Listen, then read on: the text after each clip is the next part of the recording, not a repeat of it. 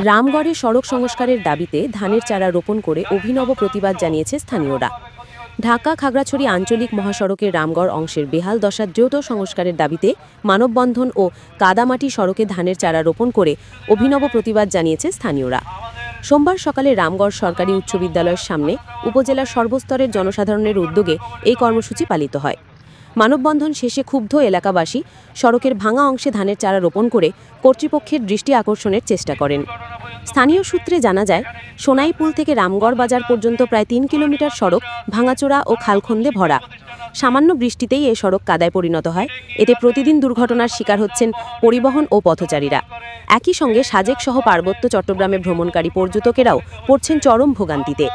অংশগ্রহণকারীরা জানান, বিষয়টি সংশ্লিষ্ট কর্তৃপক্ষকে একাধিকবার অবহিত করা হলেও কোনো কার্যকর উদ্যোগ নেওয়া হয়নি। প্রশাসনের আশ্বাস থাকলেও কাজ শুরু হয়নি।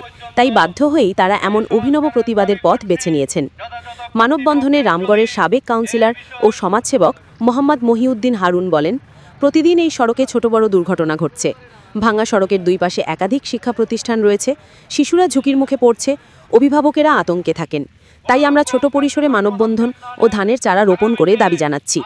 যদি এরপরও কর্তৃপক্ষের শুভবুদ্ধির উদয় না হয়, তবে সামনে আরও কঠোর কর্মসূচি ঘোষণা করবে রামগড়বাসী। পাশাপাশি তাদের গাড়ির যন্ত্রাংশ ব্যাপকভাবে ক্ষতি হচ্ছে। আমাদের এখানে কিছুদিন আগে আমাদের সাধারণ জনতা আসা যাওয়ার পথে দুর্ঘটনা কবলিত হয়েছে, মৃত্যুর ঘটনা পর্যন্ত ঘটেছে। এখানে স্কুল আছে, মাদ্রাসা আছে, নুরানি মাদ্রাসা আছে, নানা রকম শিক্ষা প্রতিষ্ঠান আছে। দিনে কি রাতে হাজার হাজার যানবাহন এখানে চলাচল করে। এই যানবাহনে প্রতিনিয়ত দুর্ঘটনা কবলিত হচ্ছে।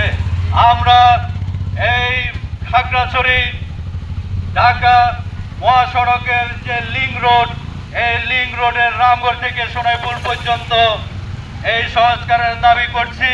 যথাযথ কর্তৃপক্ষের যদি এই বিষয়ে কোনো রকম কার্যকরী পদক্ষেপ না নেন, আগামীতে আমরা মানববন্ধনের থেকেও কঠিনতর কর্মসূচি দিতে বাধ্য হব। আমরা আশা করি আগামী কিছুদিনের ভিতরে আমাদের এই রাস্তার সংস্কার কাজ করবেন, কর্তৃপক্ষের সুদৃষ্টি হবে।